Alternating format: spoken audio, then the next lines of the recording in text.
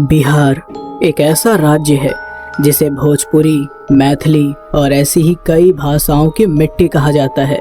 कुछ लोग छठ पूजा जैसे भव्य त्योहार के लिए लोग बिहार को मानते हैं, तो वहीं कुछ लोग कजरी गीत और मधुबनी कला के लिए इसे याद करते हैं।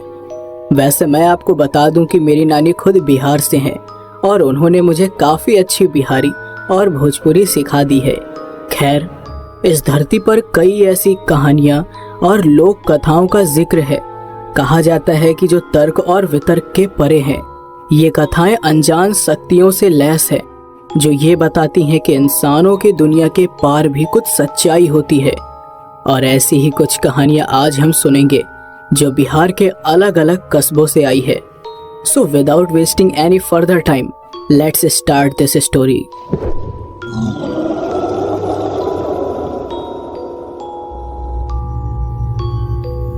बिहार, जहां मैं बचपन में रहा करता था, वो साल 1985 का था।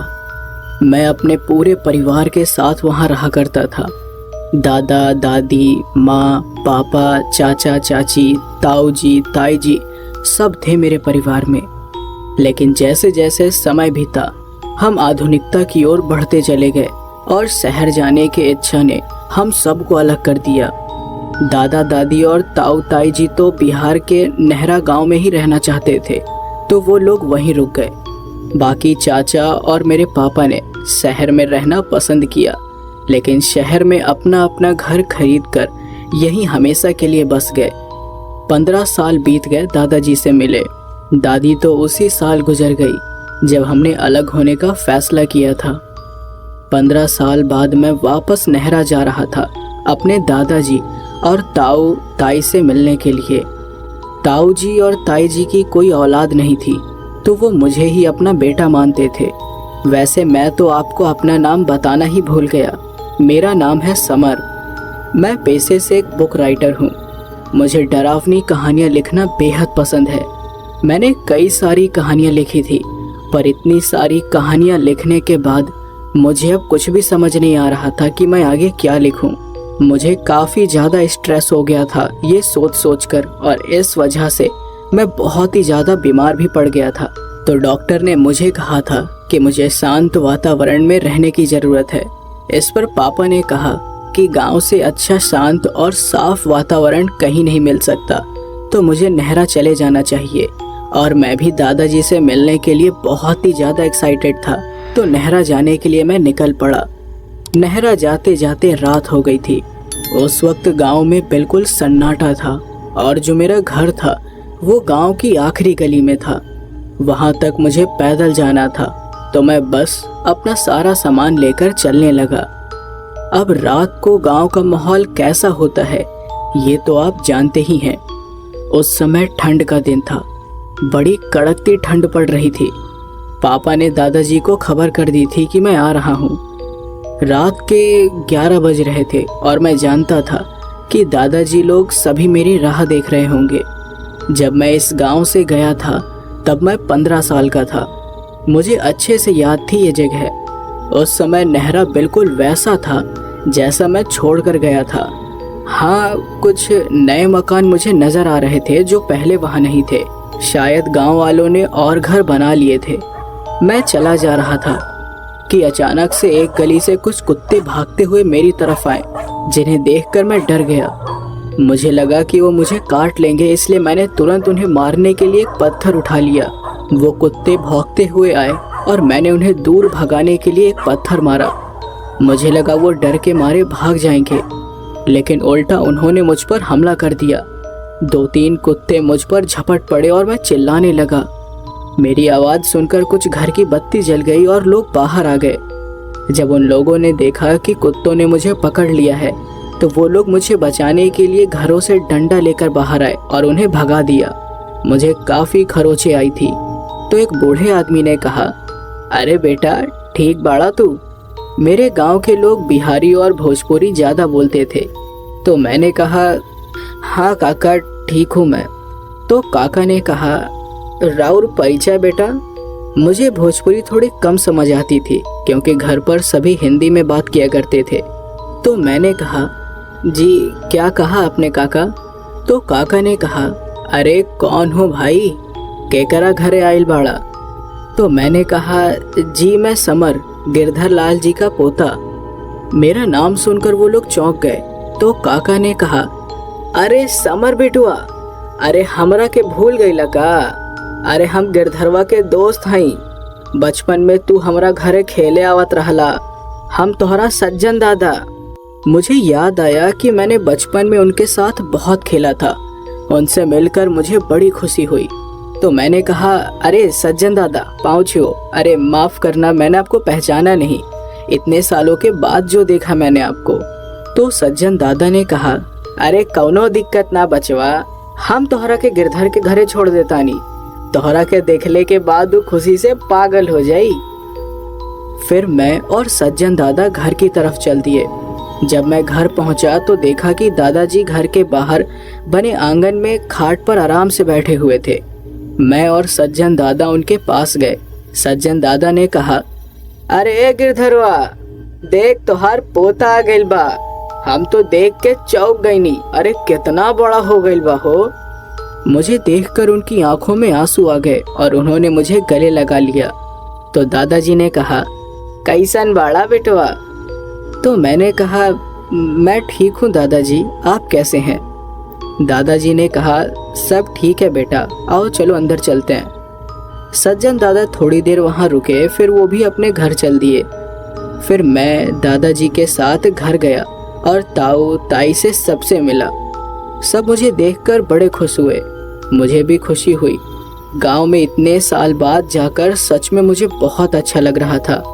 मैं अगले 2 दिन तक गांव में घूमा, उनके घर गया जहां मैं बचपन में जाया करता था। दादाजी के कुछ दोस्तों से भी मिला। फिर एक रात को मैं दादाजी के साथ बाहर खाट में बैठा हुआ था। दादाजी खाट में लेटे हुए हुक्का पी रहे थे और उन्होंने एक मोटी रजाई ओढ़ रखी थी। ठंड ही इतनी ज़्यादा थी। हमारे घर के आसपास का माहौल बहुत ही ज़्यादा डरावना था, क्योंकि और आसपास कोई नज़र भी नहीं आ रहा था। सामने एक चबूतरा था और ठंड की वजह से थोड़ा कोहरा भी दिख रहा था। दादाजी ने मुझसे पूछा, समर बेटवा, तुझे किस बात की चिंता है जो तू इतना बीमार हो गया? तो मैंने कहा, अरे वो दादाजी, क्या है ना कि मैं किताब लिखता हूँ डरावनी कहानियों की, लेकिन अब मुझे कुछ सूझ ही नहीं रहा है कि क्या लिखूं। इस वजह से बस थोड़ा सा परेशान हो गया था। तो दादाजी ने कहा, अरे बस इतनी सी बात? अरे तो पहले क्यों नहीं बताया तूने? मैं इसमें तेरी बहुत मदद कर सकता हूँ। तो मैंने कहा, वो कैसे दादाजी? दादाजी के कुछ बोलने से पहले ही वहाँ सज्जन दादा और उनके कुछ और साथी घर आ गए। सज्जन दादा ने कहा, अरे का बात करत बाड़ा दादा पोता, हमरा के ना बताइबा? तो दादाजी ने कहा, है मर्दे, उस समर बेटवा के भूतिया कहानी सुने के बना तो वही बतावत रहनी। तो इस पर सज्जन दादा ने कहा, अरे गिरधर, यहाँ के साचो कहानी हम सुनावतानी। तो मैंने कहा, जी आप लोग हिंदी में बात करो ना, मुझे बिहारी कम समझ आती है। मेरी बात सुनकर वो सभी हंसने लगे। तो दादाजी ने कहा, अरे बेटवा, सज्जन कह रहा है कि मैं तुम्हें यहाँ पर घटी सच्ची घटनाओं के बारे में बताऊं क्या? ये वो घटनाएं हैं जो काफ़ी साल पहले यहाँ घटी थी। तब हम भी बहुत छोटे हुआ करते थे। उनके बारे में तुम्हें कहीं से पता नहीं चलेगा। आजकल तुम लोग अपने फ़ोन से सब कुछ पता कर लेते हो, लेकिन जो बात अभी मैं तुम्हें बताऊंगा वो तुम्हें कहीं से पता नहीं चलेगी, क्योंकि उस ज़माने में फ़ोन नहीं हुआ करते थे। तो मैंने कहा, कैसी घटनाएं दादाजी? क्या वो बहुत डरावनी थी? तो दादाजी ने कहा, हाँ बेटवा, ऐसी ऐसी डरावनी घटनाएं घटी हैं इस गांव में कि किसी के भी रोंगटे खड़े हो जाएं। तो मैंने कहा, तो सुनाइए ना दादाजी, अगर मुझे अच्छी लगी तो मैं उसके बारे में ज़रूर लिखूंगा। तो सज्जन दादा ने कहा, अरे गिरधरवा, वो प्रेत शिला के बारे में बतावा ना, याद बा तोहरा के? कितनी भयानक आवाज आवत रही वहाँ से। तो दादाजी ने कहा, अरे हाँ हाँ बिल्कुल याद है। अरे तुम जानते हो समर बेटा कि पूर्वजों का पिंड दान करना कितना जरूरी होता है। पिंड दान के बिना किसी की आत्मा को शांति नहीं मिलती है। जब मैं 16 साल का था तब मुझे ये बात पता चली थी। पितृपक्ष के दिन और अमावस के दिन मेरे पड़ोस के लोग प्रेतशिला पर्वत जाने वाले थे। प्रेतशिला पर्वत यहाँ से करीब 270 किलोमीटर दूर है, जो गया जी की भूमि पर है। इसके नाम की तरह ही यहाँ पर प्रेत आत्माओं का वास माना जाता है।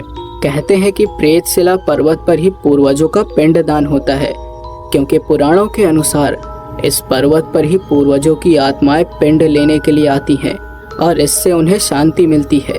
पड़ोस के काका ने पिताजी से कहा कि वो भी उनके साथ पिंडदान के लिए चलें। पिताजी ने हाँ कह दिया। पिताजी और पड़ोस का परिवार प्रेतशिला पर्वत जाने के लिए निकल पड़ा। रात का सफर था और उस समय वो बड़ा ही घना इलाका था।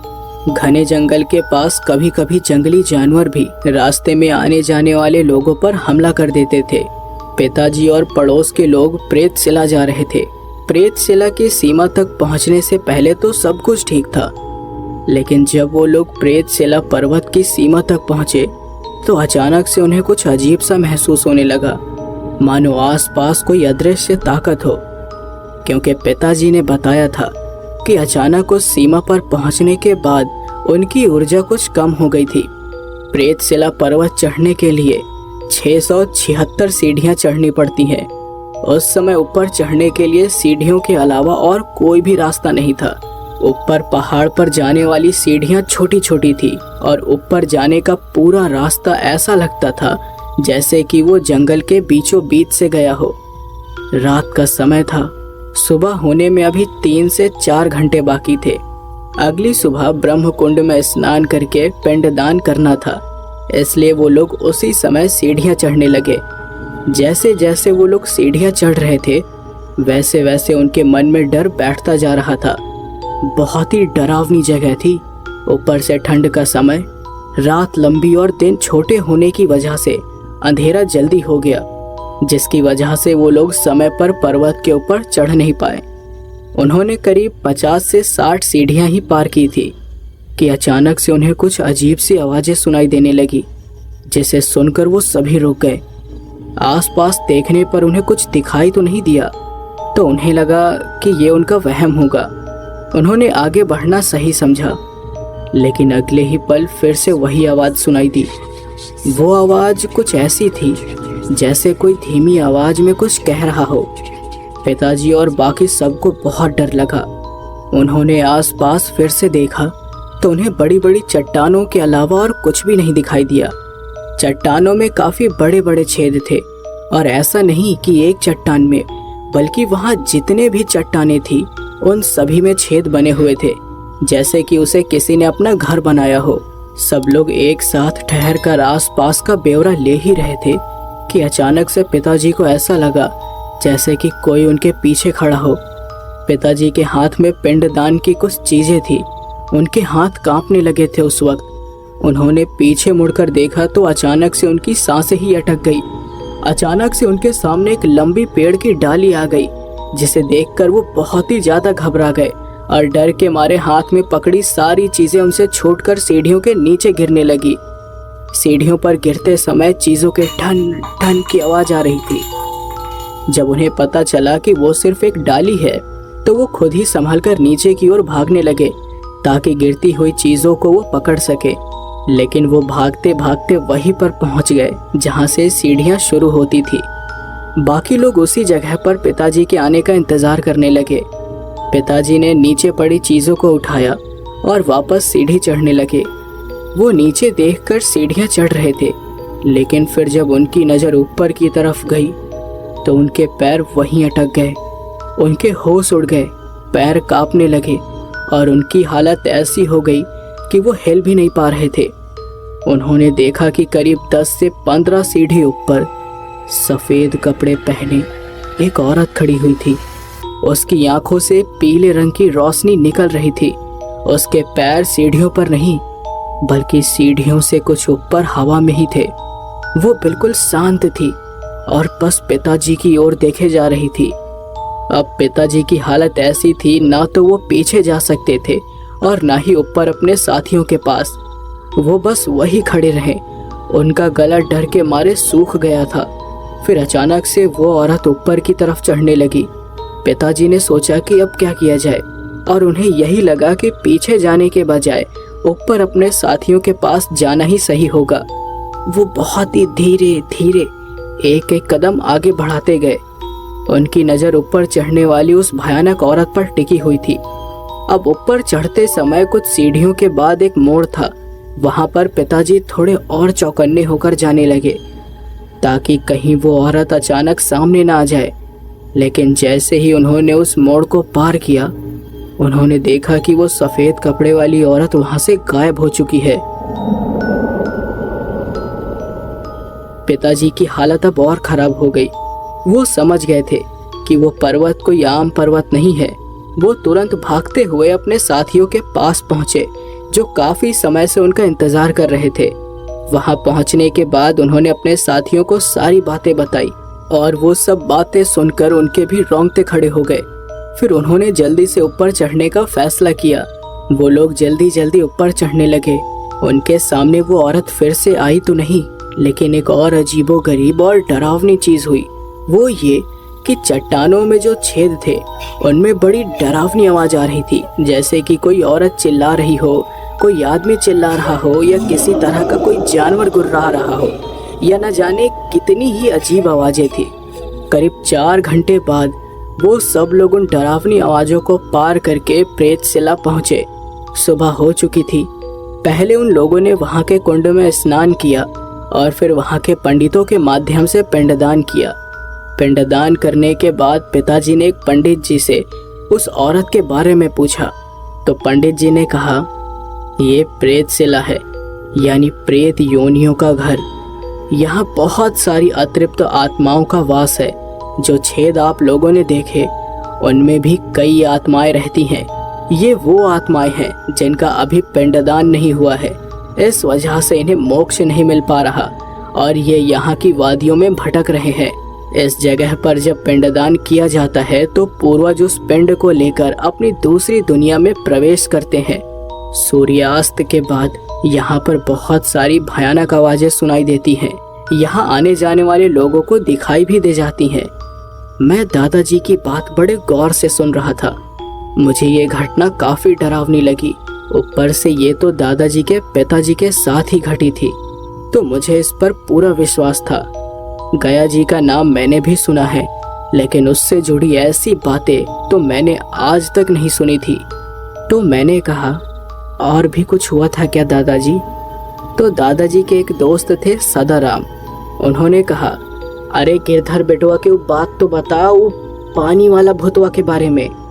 तो दादाजी के दूसरे दोस्त ने कहा, तो बेटवा ये घटना के बारे में हमरा के तब पता चल रहा जब हम छोट रहनी। ये घटना कुछ 1990 में भइल रहे। सज्जन दादा ने कुछ याद किया और कहा, अच्छा तू पंडुबुआ के बारे में बतावल चाहता रहा? तो सदाराम दादा ने कहा, हाँ वही। सज्जन दादा ने कहा, अरे तो हम बतावत बानी, तो हर भाषा में ना बूझी हो। तो सज्जन दादा ने आगे कहा, तो ये बात साल 1980 की है। दरभंगा में एक छोटा सा गांव था जहां पर एक छोटा सा तालाब हुआ करता था। उस तालाब में कई लोगों की डूब के मौत हुई थी, इसलिए शाम के समय में उस तालाब के पास जाना मना था। असल में शाम के समय में उस तालाब के पास कोई भी नहीं हुआ करता था। बिल्कुल सुनसान रहती थी वो जगह। और जब से लोगों के डूब के मरने की खबर आने लगी थी, तब से लोग वहां जाने से कतराते थे। असल में उस वक्त मैं और ये सदाराम, हम दोनों ही उसी गांव में रहते थे। हमारा ननिहाल जो था वो, हमारी अम्मा ने हमें उस तालाब के पास जाने से साफ मना कर रखा था, लेकिन उस वक्त हमें इसका कारण पता नहीं था। वहाँ पर एक और मेरा जिगरी दोस्त था भीमा। बहुत ही ज़्यादा बदमाश था। वो किसी की बात नहीं मानता था। हमेशा वो करता था जो उसके मन में आता था, और यही कारण था जो उसे ले डूबा। उस साल गर्मी के दिनों थे, तो मैं और सदाराम वहाँ गए हुए थे। वो तालाब मेरे गांव से 1 किलोमीटर की दूरी पर था और हमारा वहाँ जाना मना था।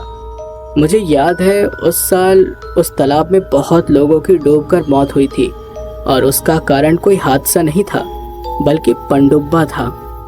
बहुत सारी कहानियाँ प्रचलित है पनडुब्बा के बारे में, और कहा जाता है कि ये वो लोग होते हैं जिनका जीवन बड़ा ही दुखदाई था और इनकी मौत डूबने के कारण हुई थी।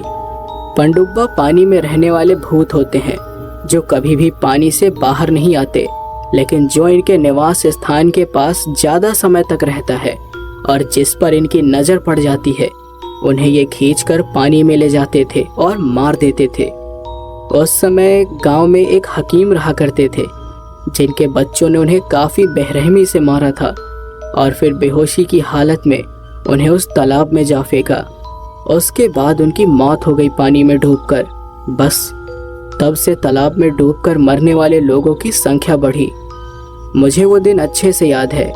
मैं, सदाराम और भीमा गाय चराने के लिए जंगल में गए थे।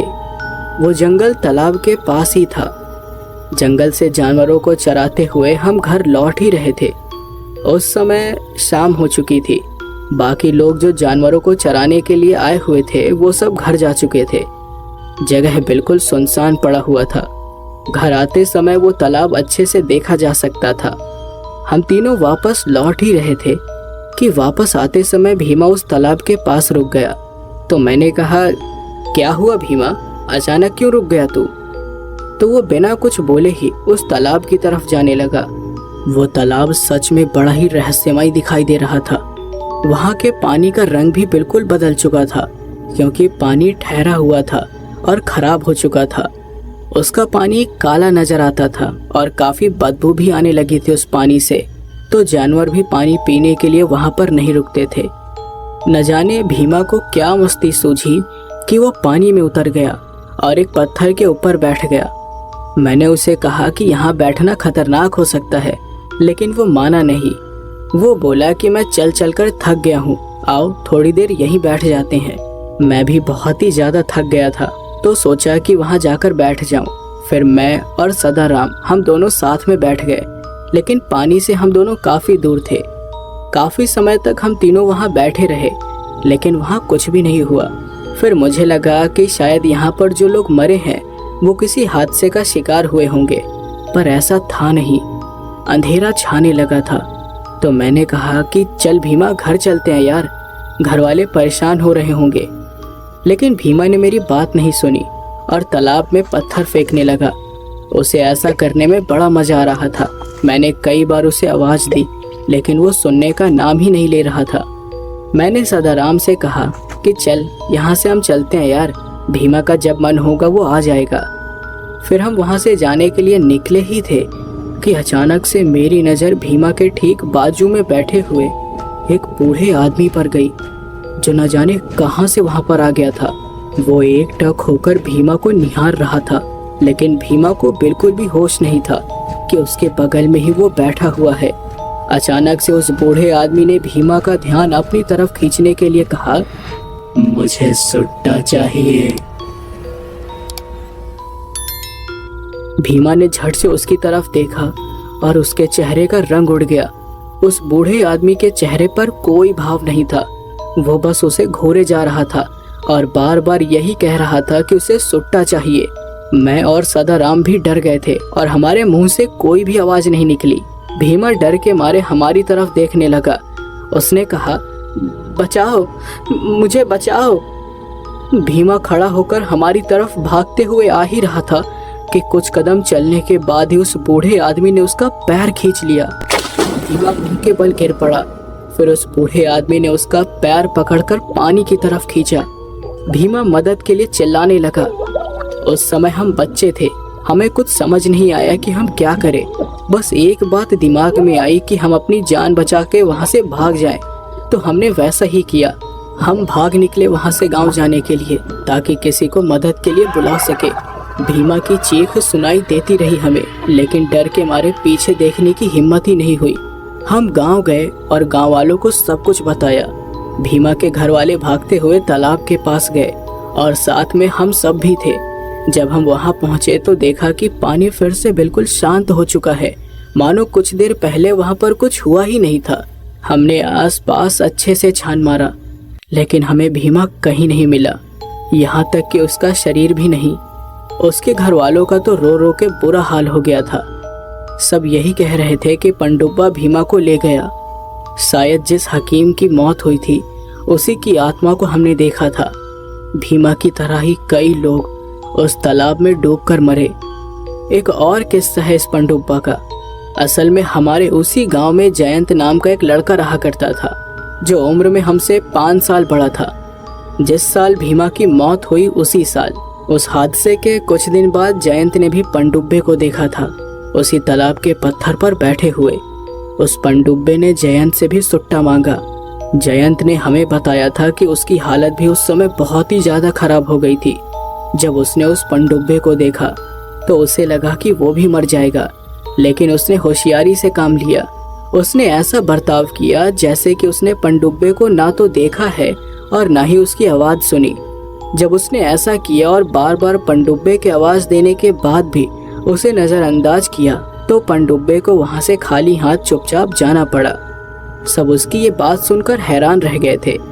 तब से ये बात कही जाने लगी कि जब भी पनडुब्बे से सामना हो तो ऐसे बर्ताव करना चाहिए कि कोई वहाँ है ही नहीं। ऐसा करके ही अपनी ज़िंदगी बचाई जा सकती है। दोस्तों, मेरे बिहार में ऐसी ऐसी चीज़ें पाई जाती हैं, इसका मुझे अंदाज़ा भी नहीं था। मैं कुछ बोलता उससे पहले ही सदाराम दादा बोल पड़े, अरे ये सब छोट छोट कहानी बहो का तोहरा लोग के पीपल के चुड़ैल के कहानी याद बा? कैसे वो एगो लड़की के कब्जा में ले रहल? तो दादाजी ने कहा, अरे हाँ, अरे वो बात हम कैसे भूल जाई, बहुत ही डरावना रहल वो बात। इसके बाद दादाजी ने अगला किस्सा सुनाते हुए कहा, ये बात तब की है जब मेरी नई नई शादी हुई थी। उस समय तुम्हारी दादी और मैं यहाँ नहीं बल्कि गांव के आखिरी छोर पर एक छोटे से मकान में रहते थे। वो मकान किराए का था। उस वक्त हमारा ये घर भी नहीं बना था। हमारे घर के ठीक सामने इसी तरह एक पीपल का पेड़ हुआ करता था। अब उस पेड़ को काट दिया गया है। पेड़ के पास एक कच्ची सड़क थी जो पड़ोस गांव की तरफ जाती थी। गांव के लोगों का उधर से आना जाना लगा रहता था। हमारे बड़े कहा करते थे कि कभी भी रात में अगर पीपल के पेड़ के पास से गुजरना पड़े और हाथ में कोई मिठाई हो तो पीछे मुड़कर नहीं देखना चाहिए। ऐसा इसलिए क्योंकि पीपल के पेड़ पर चुड़ैल और आत्माओं का वास माना जाता है। अगर कोई इंसान उस हाल में पीछे मुड़कर देख ले तो पीपल के पेड़ पर रहने वाली चुड़ैल या कोई पिशाचनी उस इंसान के ऊपर कब्जा कर सकती है। यही हुआ महुआ के साथ।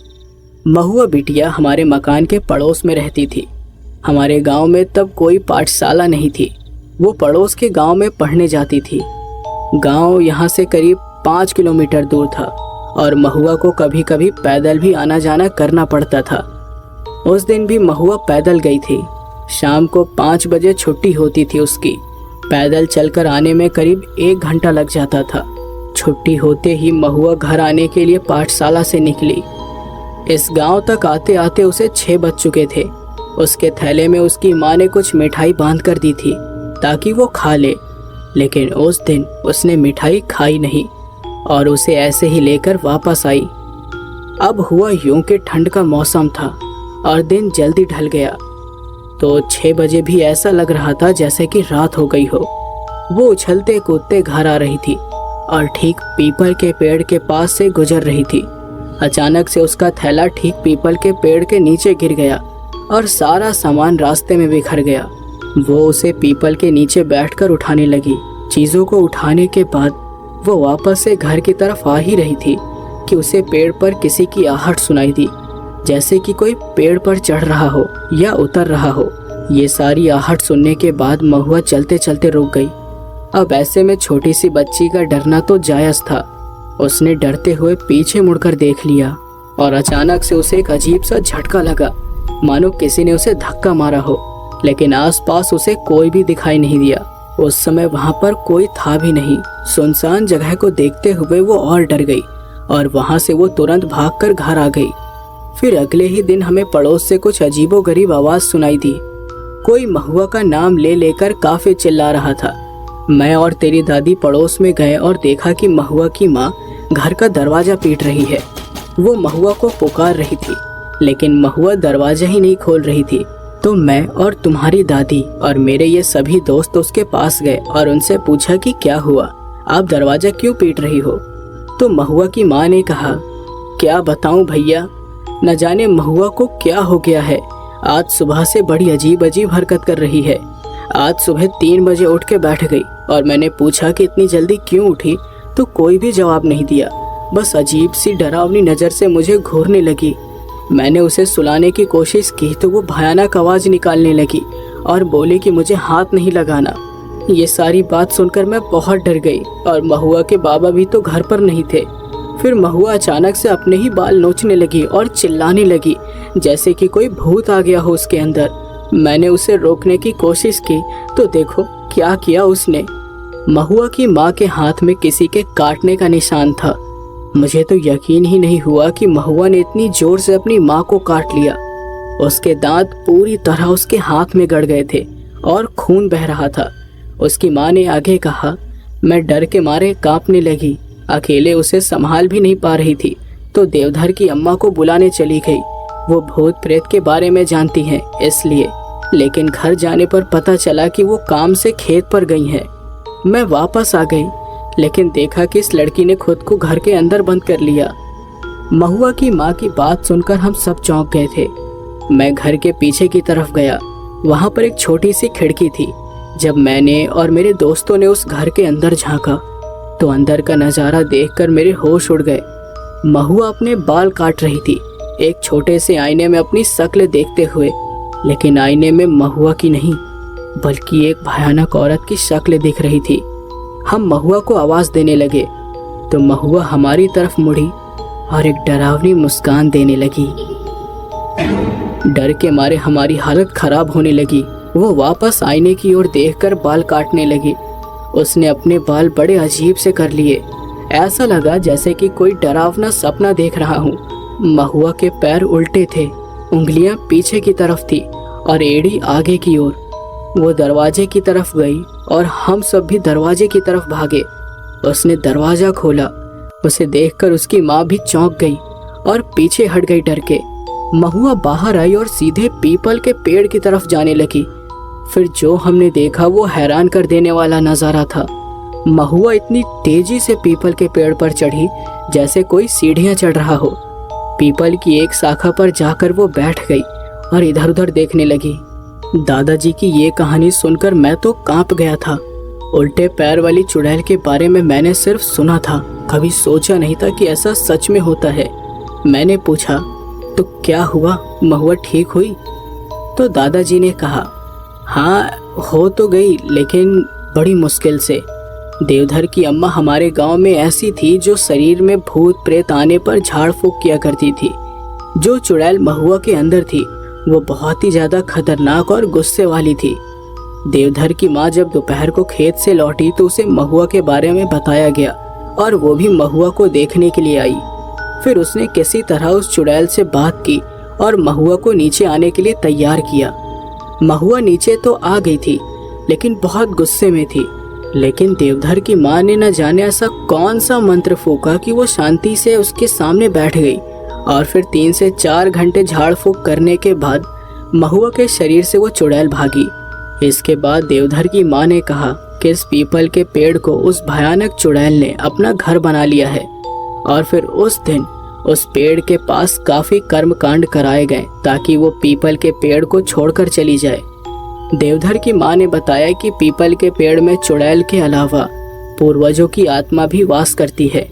उस दिन ये बात समझ आई कि पीपल का पेड़ क्या महत्व रखता है। ये पीपल का पेड़ जो तुम देख रहे हो ना, हम हमेशा इस पेड़ के नीचे शनिवार को दिया जलाते हैं ताकि हमारे पूर्वजों की आत्मा को शांति मिले। तो मैंने कहा, दादाजी इतनी सारी खौफनाक घटनाएं घटी हैं यहाँ पे। मुझे लगा कि भूत प्रेत सिर्फ कहानियों में होते हैं। तो सदाराम दादा ने कहा, ई तो कछऊ नइखे बेटवा। दादाजी हमरा के एगो औरी घटना के बारे में बतौले रहले जवन ई गाँव में भइल रहे। बताई का? मुझे उनकी ये बात समझ आ गई तो मैंने कहा, हाँ हाँ बताइए ना। तो सदाराम दादा ने मुझे वो किस्सा सुनाना शुरू किया। मैं आपको हिंदी में ही वो किस्सा बताता हूँ। उन्होंने कहा, मेरे दादाजी अंगरा गांव में रहा करते थे। उस समय मैं पैदा नहीं हुआ था। दादाजी एक मजदूर थे जो गांव के जमींदार के खेत में काम करते थे। बरसात के समय की बात थी। जब दादाजी और एक और मजदूर जमींदार के खेत में काम कर रहे थे। शाम होने को आई थी और आसमान में बादल छा गए थे। मौसम बहुत खराब था, ऐसे लग रहा था कि भयंकर बारिश होने वाली है। बाकी के लोग अपने घर जा चुके थे। तभी दादाजी के साथ जो मजदूर काम कर रहा था उसे प्यास लगी और वो काम छोड़कर खेत के पास रखे एक मटके से पानी पीने के लिए चला गया। दादाजी काम में ही लगे हुए थे। इतने में ही गिलास के जमीन में गिरने की आवाज आई। दादाजी ने पीछे मुड़कर देखा तो वहां से मजदूर गायब था और आसपास कोई था भी नहीं। मटका गिरकर फूट गया था और गिलास भी उसके बगल में पड़ा हुआ था। दादाजी ने आवाज दी, मोहन, मोहन, लेकिन मोहन कहीं भी दिखाई नहीं दिया। उस समय दादाजी को बड़ा अजीब लगा वो सब। वो इधर उधर मोहन को देख रहे थे, लेकिन जब उन्हें लगा कि मोहन वहां से चला गया होगा तो वो अपने काम में वापस लग गए। तभी उन्हें अपने पीछे मिट्टी खोदने की आवाज आई। दादाजी तुरंत पीछे मुड़े और उन्होंने देखा कि मोहन खेत में गड्ढा खोदने में लगा हुआ है। तो दादाजी ने कहा, मोहन, गड्ढा क्यों खोद रहा है? अरे फसल खराब हो जाएगी भाई। लेकिन मोहन ने कोई जवाब नहीं दिया और बस गड्ढा खोदता गया। दादाजी चुपचाप उसे देखते रहे। इतने में ही जमींदार वहां पर आ गया और वो बोला, ए मोहनवा, हमारी जमीनिया में गड्ढा काहे खोद रहा है बे? लेकिन मोहन ने उसकी बात कभी कोई जवाब नहीं दिया। फिर जमींदार को गुस्सा आया और उसने अपने एक आदमी को मोहन को रोकने के लिए बोला। उसका आदमी मोहन के पास आया और उसका हाथ पकड़ के खींचने की कोशिश करने लगा, लेकिन न जाने कहां से उसके दुबले पतले शरीर में इतनी ताकत आ गई कि वो हट्टा कट्टा आदमी भी उसे हिला भी नहीं पाया। जमींदार भी ये देखकर हैरान रह गया।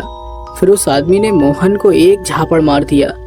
चाटे की आवाज गूंज पड़ी, लेकिन मोहन पर उसका कोई भी असर नहीं हुआ। लेकिन अचानक से मोहन की आंखें लाल हो गई, बिल्कुल लाल।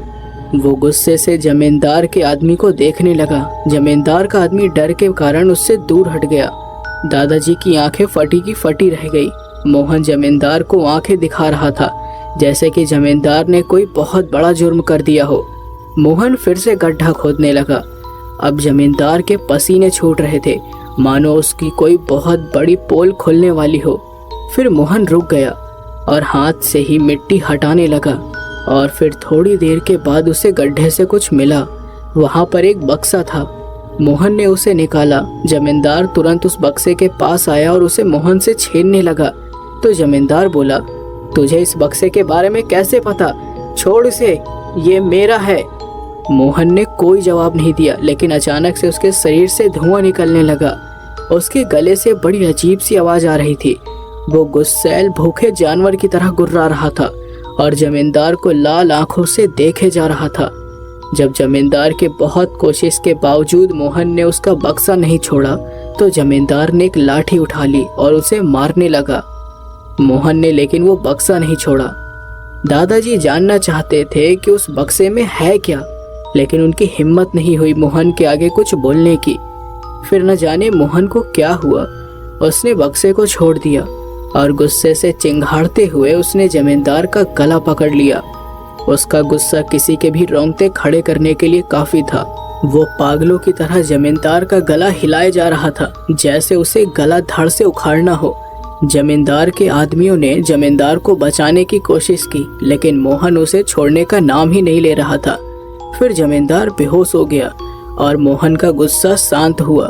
फिर अचानक से न जाने क्या हुआ कि मोहन के शरीर से निकलने वाला धुआं न जाने कैसे गायब हो गया और मोहन की आंखें भी पहले जैसी होने लगी। मोहन धम्म से जमीन पर गिर पड़ा। जमींदार के आदमी जमींदार को उठाकर ले गए और दादाजी ने मोहन की नब्ज चेक की। दादाजी ने बक्से की ओर देखा और उसका ढक्कन खोला, लेकिन वो ये देखकर हैरान रह गए कि वो बक्सा बिल्कुल खाली था। दादाजी को समझ नहीं आया कि आखिर उस खाली बक्से के लिए जमींदार और मोहन क्यों लड़ रहे थे। तभी पास की सड़क पर दादाजी को एक मौलवी जाते हुए दिखाई दिए। दादाजी ने उन्हें आवाज दी और उन्हें पास बुलाया। दादाजी ने उन्हें सारी बातें शुरू से बताई तो मौलवी साहब भी दंग रह गए। मौलवी साहब ने मोहन को साथ लेकर कहीं चलने को कहा। फिर दोनों ने मोहन को अपने कंधे के सहारे पकड़ा और मौलवी उन्हें लेकर अपने घर गए। घर जाने के बाद मौलवी ने दादाजी को कहा, जिस तरह की बातों का तुमने जिक्र किया है उस हिसाब से मुझे लगता है कि मोहन पर किसी जिन्न का साया पड़ गया है।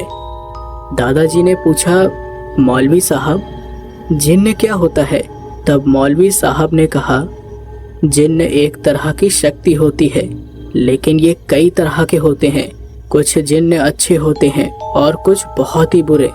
अगर बुरे जिन्न की नज़र किसी पर पड़ जाए तो वो उसके शरीर पर कब्जा करके उसके पूरे परिवार वालों को नुकसान पहुंचा सकते हैं, और अच्छे जिन्न लोगों की मुरादें पूरी करते हैं। शायद मोहन के ऊपर उस जिन्न ने कब्जा किया था, जो बरसों पुराने दबे खजाने की हिफाजत करता होगा।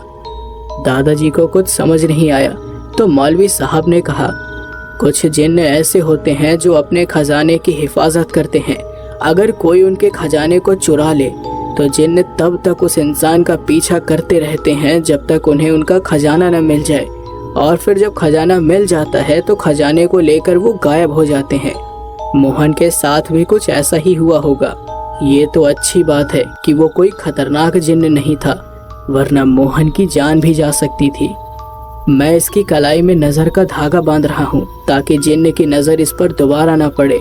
अगर कोई खतरनाक जिन्न इसके शरीर में गया होता तो वो इसे आसानी से नहीं छोड़ता। बहुत खतरनाक हो सकते हैं जिन्न, बहुत सारी ताकतें होती हैं उनके पास, इसलिए जितना उनसे दूर रहो उतना ही अच्छा है। सदाराम दादा की उस कहानी ने मुझे भी सोच में डाल दिया।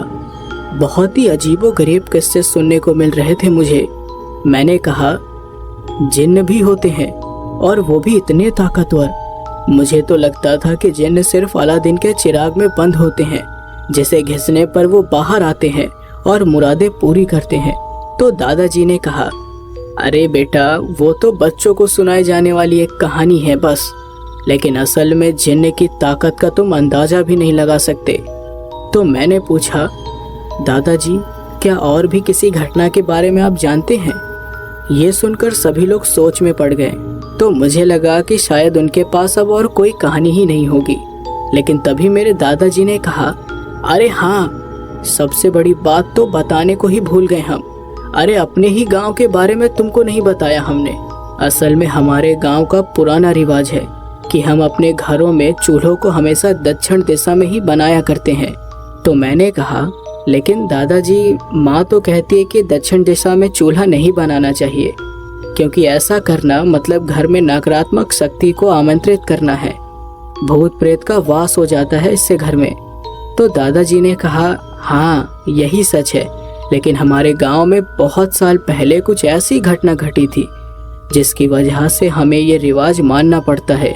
ये बात मुझे मेरे पिताजी ने बताई थी और उन्हें उनके पिताजी ने। यूं कह लो कि ये मान्यता है जो पीढ़ी दर पीढ़ी चली आ रही है। तो मैंने पूछा, अच्छा ऐसा क्या हुआ था दादाजी? तो दादाजी ने कहा, अब देख लो, पहले के ज़माने में ये आजकल की तरह शादी नहीं होती थी। पहले के ज़माने में दुल्हनों को डोली में बिठाकर लाने की परंपरा थी। ये कई साल पहले की बात है। हमारे गांव में एक नौजवान की शादी मानपुर गांव की एक लड़की से तय हुई थी। शादी बड़ी धूमधाम से हुई। मानपुर यहाँ से बहुत दूर था, तो जब दुल्हन को डोली में बिठाकर लेकर आया जा रहा था तब रास्ते में ही बारातियों ने डेरा जमा लिया। पहले इसी तरह से रुकते रुकते सफ़र काटा करते थे लोग। रात हो गई थी। उस समय तो बाराती भी रुक गए। दुल्हन की डोली को एक ताड़ के पेड़ के नीचे रख दिया गया। दुल्हन को बाहर आना मना था, तो वो भी डोली के अंदर ही चुपचाप बैठी रही। बाकी बाराती भी वहीं पेड़ के नीचे सो गए। अब आधी रात बीत चुकी थी। दुल्हन अंदर बैठे बैठे थक गई थी, तो उसने बाहर डोली का पर्दा हटाकर बाहर की ओर देखा। बाहर बिल्कुल अंधेरा था और कोई नजर भी नहीं आ रहा था। चांद की रोशनी आसपास बिखरी हुई थी, जो अंधेरे को थोड़ा कम गहरा कर रही थी। दुल्हन बाहर तो नहीं आई, लेकिन ऐसे ही बाहर की ओर इधर उधर देखती रही। फिर अचानक से उसे सड़क के ऊपर ताड़ के पेड़ की पड़ती हुई हल्की सी परछाई नजर आई, जिस पर कोई बैठा हुआ था। दुल्हन ने तुरंत डोली का पर्दा लगा दिया, क्योंकि वो बहुत डर गई थी। हालांकि उसे पता नहीं था कि पेड़ के ऊपर सच में कोई बैठा हुआ है या फिर वो किसी और चीज की परछाई है, लेकिन दुल्हन को ऐसा लगा कि पेड़ के ऊपर कोई बैठा है। अब उसे वापस बाहर देखने में डर लगा, तो वो चुपचाप बैठी रही। करीब 15 मिनट बाद उसे फिर से बाहर देखने की इच्छा हुई। उसने पर्दे को थोड़ा सा हटाया और तब वो ये देखकर हैरान रह गई कि जो परछाई वहां पर दिख रही थी वो गायब है। मतलब पेड़ की परछाई तो दिख रही थी, लेकिन उस पर जो कोई भी बैठा हुआ था वो गायब हो गया था। दुल्हन ने अपना चेहरा डोली से बाहर निकाला। उसने बाईं ओर देखा तो कोई नहीं था। फिर उसने दाईं ओर देखा तो भी उसे कोई नहीं दिखा। उसने फिर से बाईं ओर देखा, लेकिन इस बार उसकी आंखें फटी की फटी रह गई। अचानक से उसके सामने एक आधा जला हुआ चेहरा आया, जो उसके चेहरे के बेहद करीब था। उसकी एक आंख नहीं थी, लंबे बाल आगे की ओर आ रहे थे। दुल्हन जोर से चीख पड़ी और डोली में वापस से सिर अंदर कर लिया, लेकिन वो भयानक चेहरे वाली औरत अचानक से डोली के अंदर घुस गई और उसने दुल्हन को काट काट कर मार डाला। सिर्फ इतना ही नहीं, उस औरत ने दुल्हन के शरीर पर कब्जा कर लिया। अब पता नहीं कैसे, पर दुल्हन की चीख सुनने के बाद भी बाराती उठे नहीं, जैसे कि उन्होंने उसकी चीख सुनी ही ना हो। वो भयानक औरत दुल्हन के शरीर में घुसकर डोली में बैठी रही। अगली सुबह बाराती उठे और डोली को उठाकर वापस से गांव आने के लिए निकल पड़े। अगले दिन दोपहर तक वो लोग गांव आए। वो भयानक औरत घूंघट डाले हुए बाहर निकली और सीधे उसे दूल्हे के कमरे में भेज दिया गया। जब दूल्हा कमरे में गया तो उसने उस औरत को घूंघट ओढ़े बैठे हुए देखा। उसे लगा कि वो उसकी दुल्हन है, लेकिन जब उसने उसका घूंघट हटाया तो उसके पैरों तले जमीन ही खिसक गई। उसने उस औरत का चेहरा देखा और वो भी चीखने लगा, लेकिन उसकी आवाज कमरे के बाहर नहीं गई। उस औरत ने अपनी गूंजती हुई भयानक आवाज में कहा, कोई फायदा नहीं है चीखने का, कोई नहीं आएगा यहाँ। तो दूल्हे ने पूछा, कौन हो तुम, क्यों आई हो यहाँ? तो उस औरत ने कहा, अब मैं तुम्हारी पत्नी हूँ। इस गांव में मेरी शादी हुई है और अब से ये मेरा भी गांव है। ये बोलकर वो औरत हंसने लगी और लड़के के होश उड़ गए। उस औरत ने उस लड़के से कहा, अब मैं इस गांव को सुख संपत्ति से भर दूंगी। तुम्हें इस गांव के हर आदमी को कहना होगा कि अब उनके घर में चूल्हे की जगह दक्षिण दिशा में होगी। जिस घर में चूल्हा दक्षिण दिशा में होगा वहां मेरा वास होगा और उस घर में संपत्ति आएगी। मैं दादाजी की वो कहानी बड़े ही ध्यान से सुन रहा था। मैंने नहीं सोचा था कि कोई आत्मा भी घर में संपत्ति ला सकती है। दादाजी ने कहा, बस उसी हादसे के बाद से लोगों में उस आत्मा की दहशत फैल गई। लोगों ने डर के मारे वैसा ही किया जैसा कि वो आत्मा कहती थी। लोगों ने अपने घरों में दक्षिण की ओर चूल्हा रखा और उसी हिस्से में वो लोग खाना बनाने लगे। तभी से हमारे गांव में उस आत्मा को माना जाने लगा और ये यहाँ की मान्यता बन गई। अगर कोई इस रिवाज को नहीं मानता था तो वो औरत उस इंसान को बहुत तड़पाती थी। लेकिन ऐसा भी सुना है मैंने कि उसकी बात मानने वाले की वो खुद रक्षा भी करती है। तभी सज्जन दादा ने कहा, अरे गिरधर, राम के भुला गइल बड़ा का? अरे ओहो मधुबनी में रहत रहले, ओहो मधुबनी के किनारे एगो आत्मा के देख ले रहले, याद बा तोहरा के? तो मैंने कहा, कौन राम? तो दादाजी ने सज्जन दादा से कहा, अरे भाई ओकरा के कैसे भुला जाई, वो बेचारा भूत के देख के पागल हो गए रहे। तो दादाजी ने कहा, बेटा समर, राम मधुबनी में रहा करता था। मधुबनी का नाम तो सुना ही होगा तूने। तो मैंने कहा, हाँ दादाजी, उसका नाम तो बड़ा मशहूर है। वहाँ भी कोई घटना घटी थी क्या?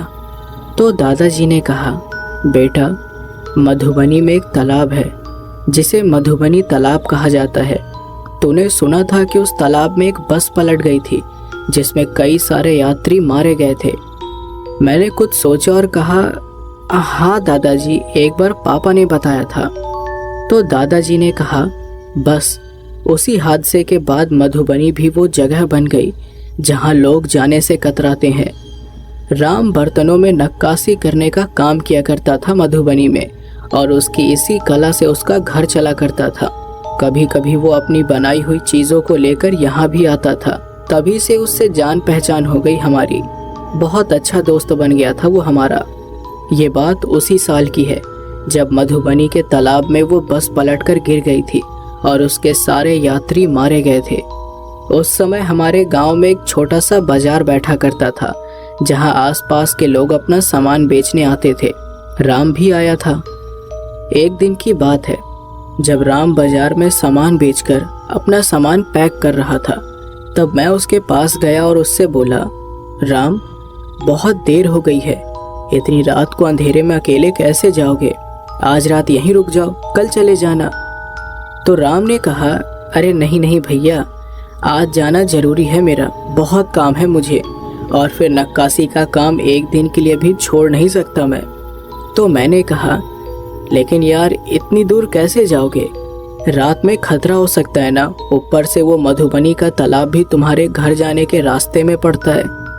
तो राम ने कहा, अरे चिंता मत करो भैया, कुछ नहीं होगा, मधुबनी में इतने सालों से रह रहा हूँ मैं, मधुबनी के तालाब के बारे में भी जानता हूँ। जो भी बातें फैली हैं वो सब बस अफवाह है और कुछ भी नहीं। ठीक है भैया, मैं चलता हूँ अब। ये बोलकर राम ने सारा सामान अपने साइकिल पर रखा और साइकिल की घंटी बजाते हुए वहाँ से निकल पड़ा। अब इसके आगे क्या हुआ ये बात मुझे पता नहीं चलती, अगर खुद राम की पत्नी ने मुझे उसके साथ हुए हादसे के बारे में ना बताया होता तो। जब वो नेहरा गांव से निकला तो उसे लगा कि वो बड़ी आसानी से घर पहुंच जाएगा, लेकिन ऐसा हुआ नहीं। अब नेहरा से मधुबनी की दूरी 26 किलोमीटर थी। वो बेचारा कुछ पैसे कमाने के लिए इतनी दूर साइकिल पर आया था। शाम के 6 बज ही गए थे उसे नेहरा से निकलते हुए। साइकिल में भी मधुबनी पहुंचते हुए 4 से 6 घंटे तो लग ही जाते थे। वो मजे में गुनगुनाते हुए मधुबनी जाए जा रहा था। उसके घर के रास्ते में पड़ता था वही तालाब जहां पर कई लोगों की मौत हुई थी। अब हुआ यूं कि राम मधुबनी के तालाब के पास पहुंच गया और सीधे उसकी नज़र उस तालाब के ऊपर गई। वो साइकिल से जाते जाते उस तालाब को देखे जा रहा था, जो उस वक्त बड़ा डरावना लग रहा था। उसका पानी मानो आने जाने वाले लोगों को अपनी तरफ खींच लेना चाहता था। राम मधुबनी तालाब को पार कर ही रहा था कि अचानक से उसके साइकिल की चैन उतर गई। वो उतर के साइकिल की चैन बनाने लगा, लेकिन चैन चढ़ ही नहीं रही थी। ये देखकर राम बहुत ही ज़्यादा परेशान हो गया। उसे समझ नहीं आ रहा था कि वो क्या करे, क्योंकि बहुत समय तक मेहनत करने के बाद भी कुछ नहीं हुआ। उसने इधर उधर देखा कि शायद कुछ काम की चीज़ मिल जाए जिससे वो साइकिल की चैन ठीक कर सके, लेकिन कुछ मिला ही नहीं। उसने सोचा कि पैदल चलकर ही उसे अब घर जाना होगा, इसलिए वो साइकिल को उसी हाल में पैदल ले जाने लगा। लेकिन तभी उसे कुछ आवाज़ आई। उसे लगा कि कोई मदद के लिए पुकार रहा है, लेकिन वो आवाज़ बहुत ही दबी हुई थी और साफ कुछ समझ में भी नहीं आ रहा था। राम ने आसपास नज़र घुमाई और जब कोई नहीं दिखा तो वापस चलने लगा। इतने में ही उसे ऐसा लगा कि उसके पीछे पीछे कोई चल कर आ रहा है। राम ठहर गया और उसके साथ साथ पीछे आने वाली आहट भी थम गई। राम पीछे मुड़ा तो पीछे कोई नहीं था। फिर तालाब की ओर से जोर से आवाज आई। आवाज कुछ ऐसी थी जैसे कुछ भारी चीज तालाब में गिरी। राम की नज़र तुरंत उसकी ओर गई। वो चौंक सा गया। जब उसने पानी की ओर देखा तो पानी बिल्कुल शांत था। राम ने सोचा कि ये सब क्या हो रहा है। उसे कुछ समझ नहीं आया। उसने सोचा सब कुछ नज़रअंदाज करके घर चलना चाहिए। वो आगे एक कदम बढ़ाने ही वाला था कि अचानक से उसका पैर बर्तनों की भार की वजह से डगमगा गए और वो सीधे साइकिल के साथ साथ तालाब की तरफ जा गिरा। सड़क तालाब से थोड़ी ऊंची थी, इसलिए गिरने के बाद राम को काफ़ी चोट आई। उसके घुटने भी छिल गए और सर पर भी चोट लगी। वो तालाब से ठीक किनारे पर था और वो वही जगह थी जहाँ से बस पलटी थी। राम ने जैसे तैसे करके साइकिल को उठाया, फिर खुद खड़े होकर साइकिल को सीधा खड़ा किया और सामान को उठाने लगा। वो ये काम कर ही रहा था कि उसकी नज़र उसके हाथ पर गई, जहाँ से काफ़ी खून बह रहा था। उसने सोचा कि क्यों ना तालाब के पानी से हाथ धो लिया जाए, शायद ठंडे पानी से खून बहना बंद हो जाए। उसने साइकिल को छोड़ा और तालाब के पास बैठकर अपना हाथ साफ करने लगा। इतने में ही उसे उसकी साइकिल की घंटी की आवाज़ सुनाई दी, जिसे सुनकर उसके चेहरे का रंग ही उड़ गया। अब ये जाहिर था क्योंकि उसके अलावा तो कोई और वहाँ था ही नहीं, फिर घंटी कैसे बज सकती थी। उसने पीछे मुड़कर देखा तो वो बुरी तरह से कांप उठा। साइकिल की घंटी अपने आप ही बज रही थी। राम ने डर के मारे एक कदम पीछे रख दिया और वो सीधे पानी में गिर पड़ा। तालाब के किनारे में तालाब बहुत ही ज्यादा गहरा था, लेकिन राम को तैरना आता था, इसलिए वो तुरंत पानी के ऊपर आ गया। फिर जैसे ही उसने ऊपर किनारे पर चढ़ने की कोशिश की, वैसे ही उसे लगा कि किसी ने उसके पैर को पकड़ लिया है। राम मदद के लिए चिल्लाया, लेकिन उसकी आवाज़ सुनने वाला कोई भी नहीं था। वो ऊपर आने की कोशिश करता रहा, लेकिन ऊपर आ नहीं सका। वो हाथ पैर मारे जा रहा था, लेकिन उसे ऐसा लग रहा था जैसे पानी उसे अपनी तरफ खींच रहा हो। फिर उसने हाथों की मदद से अपने पैरों को छुड़ाने की कोशिश की। तब उसे पता चला कि उसका पैर किसी ने पकड़ा नहीं था, बल्कि पानी के अंदर पेड़ की शाखा न जाने कैसे आ गई, जिसमें उसका पैर फंस गया था। वो थोड़ा शांत हुआ और अपने पैरों को शाखा के बीच से निकालकर वापस किनारे पर चढ़ गया। घंटी बजनी भी बंद हो गई थी। राम साइकिल की तरफ भागा और जल्दी से सारा सामान उस पर रखकर साइकिल को लेकर सड़क की तरफ गया। वो जाते जाते बीच में पीछे मुड़कर देख रहा था। जैसे ही वो सड़क के ऊपर पहुंचा और तालाब की तरफ देखा, तो उसके हाथ पैर कांपने लगे। उसे तालाब के किनारे पर एक आदमी नजर आया जो राम की तरफ देख रहा था। राम की हालत काफी खराब हो गई और वो भूत भूत कहते हुए वहां से तुरंत भाग गया। तो मैंने पूछा, फिर क्या हुआ दादाजी, क्या कहानी खत्म हो गई? तो दादाजी ने कहा, नहीं। उसके बाद जब गांव में लगने वाले बाजार में राम मुझे दिखाई नहीं दिया, तो मैंने उसके बारे में पता लगाया और तब मुझे पता चला कि राम का मानसिक संतुलन बिगड़ गया है। मैंने पूरी बात पूछी तो उसकी पत्नी ने मुझे बताया कि उस रात राम के साथ क्या हुआ। दरअसल घर जाने के बाद राम ने सारी बातें अपनी पत्नी को बताई थी और मेरे पूछने पर उसकी पत्नी ने सारी कहानी मुझे बताई। उस रात के बाद राम अजीब सी हरकत करने लगा। उसके मन में वो हादसा बैठ गया और वो दिन रात उसी हादसे के बारे में बड़बड़ाने लगा। उसकी हालत खराब होती जा रही थी। वो रात को भी सो नहीं पाता था और बैठे बैठे भूत भूत कहता रहता था। तो मैंने फिर से पूछा, तो आगे क्या हुआ दादाजी? तो दादाजी ने कहा, हमारे गांव में भूत प्रेत पिशाच निशाचर इन सब के अलावा अघोरी को भी माना जाता है। कहा जाता है कि अघोरी सब कुछ कर सकते हैं क्योंकि वो शिव की साधना करते हैं और उनके पास असीमित शक्ति होती है। बहुत से अघोरी तंत्र विद्या करके लोगों की परेशानी का निवारण करते हैं। अगर किसी के ऊपर प्रेत बाधा हो तो उसका निवारण भी अघोरी कर सकते हैं। अगर किसी का काम धंधा ना चल रहा हो तो उसका उपाय भी अघोरी बताते हैं। काले जादू से लेकर हर तरह की परेशानी का तोड़ होता है उनके पास। मुझे ये बात पता थी क्योंकि एक बार देवधर की माँ ने मुझे अघोरियों के बारे में बताया था। मैंने राम की पत्नी को भी ये बात बताई और कहा कि उसे किसी अघोरी के पास ही ले जाना चाहिए। उसकी पत्नी मान गई, लेकिन समस्या ये थी कि अघोरी शमशान में रहते थे और शमशान तक राम को ले जाना बड़ा मुश्किल था। फिर मैंने कहा कि राम को जबरदस्ती वहाँ लेकर जाना होगा। मैंने ये बात सज्जन को भी बता दी और हम दोनों किसी तरह राम को बांधकर शमशान ले गए। मैंने सुना था कि शमशान में रहने वाले अघोरी की जिंदगी बहुत ही ज़्यादा कष्टदायी होती है, लेकिन जिस दिन मैं राम को वहाँ पर लेकर गया, उस दिन मैंने अपनी आंखों से ये सब देख लिया कि अघोरी की जिंदगी कितनी मुश्किल होती है। जब हम वहाँ पहुँचे तो एक अघोरी मसान में जलने वाली चिता को देख रहा था। शरीर लगभग आधा जल चुका था। इससे पहले कि हम कुछ उनसे बोलते, वो अघोरी चिता के पास गया और आधे जले हुए शव के कुछ हिस्से निकालकर खाने लगा। वो दृश्य बहुत ही ज़्यादा घिनौना था। हमारे होश उड़ गए। हमें लगा कि ये कैसा हैवान है जो इंसान की लाश खा रहा है, लेकिन बाद में हमें पता चला कि ये सब अघोरी इसलिए करते हैं क्योंकि उससे उन्हें कड़ी साधना करने की ताकत मिलती है। अघोरी ने हमें देखा और पूछा, यहाँ क्यों आए हो? मैंने और सज्जन ने उन्हें सारी बातें बताई। फिर उन्होंने राम की नब्ज देखी और उसकी आंखों में भी देखा और फिर थोड़ी देर के बाद उन्होंने कहा कि राम ने एक आत्मा को देख लिया है जिसने इसके मन में घर बना लिया है, इसलिए वो ऐसी हरकत कर रहा है। तो हमने पूछा, बाबा इसका क्या कोई उपाय है? तो उन्होंने मसान की मिट्टी उठाई और राम के माथे पर मल दी। इसके बाद एक पुड़िया में रखी हुई भभूति से राम का तिलक करके उसके ऊपर सर से 7 बार पुड़िया को घुमाया। उसके बाद उस पुड़िया को जलती हुई चिता के साथ ही भस्म कर दिया। राम बेहोश था उस समय। तो हमने पूछा, बाबा क्या अब राम ठीक है?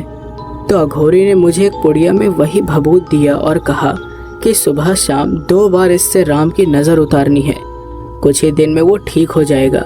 इसके बाद हमने उनका शुक्रिया अदा किया और हम वापस आ गए और कुछ ही दिनों बाद राम सचमुच बिल्कुल ठीक हो गया।